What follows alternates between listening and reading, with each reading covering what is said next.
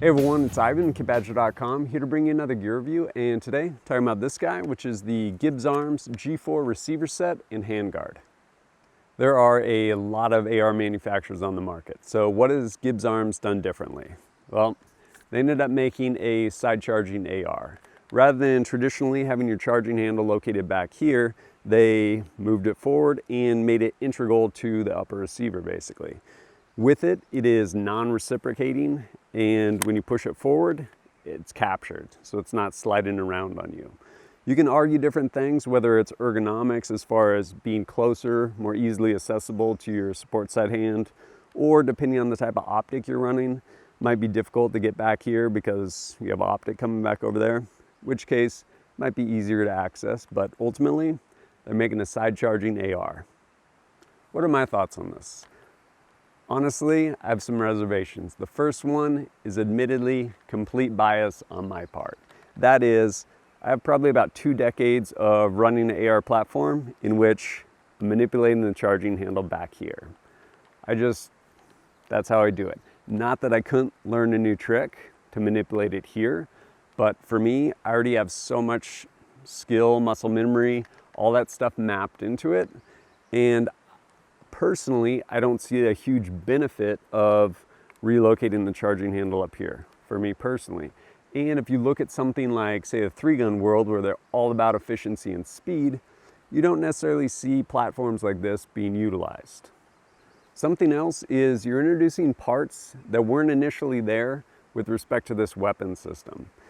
None of this was there. And with that, now you have more parts getting put in the mix to include like a hinged back door, which is actually really cool. It allows you access to your bolt carrier group and helps block out gases, especially shooting suppressed. But you have all these other parts, some that are moving, that ultimately end up creating other points of failure that you otherwise wouldn't have had.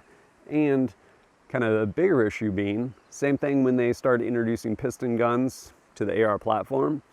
All the different manufacturers introduced their own piston. So this right here is proprietary. If for some reason any of this stuff should break, you have one single source where you can actually get the replacement parts. Having said all that, I will say this is absolutely the best execution of a side charging AR I have seen. Really well done, really clean. All the machining on it is really nice, good hard-coated anodized, and the entire system that they have set up, it works and it works well.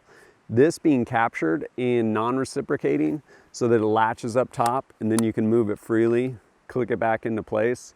Really nice. Like some of the side charging ARs are basically a machined out upper receiver and a pin jammed in the side of the bolt carrier group that's going to reciprocate with you.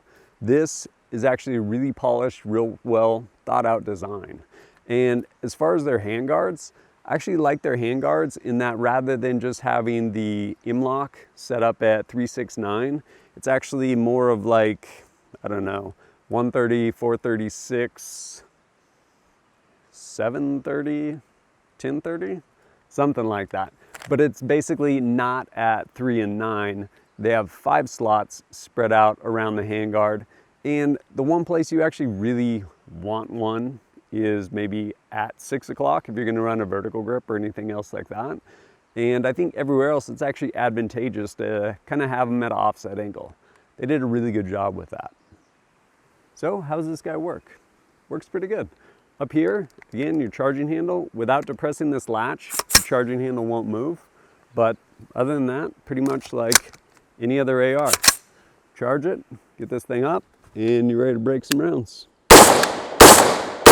Who would I recommend this for? Well, someone that wants a side charging AR.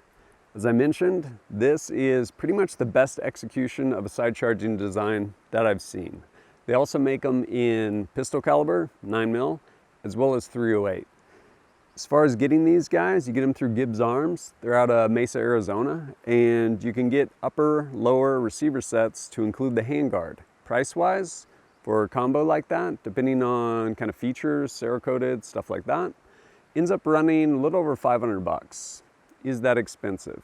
Well, compared to a regular like forged lower, absolutely, but there's a lot of machining and work that goes into these, which consequently is why the price is higher than a lot of your regular just forged AR low receivers. So this is what it is. But if you pick one up, let me know how it does for you. And as always, thanks for joining us at kitbadger.com.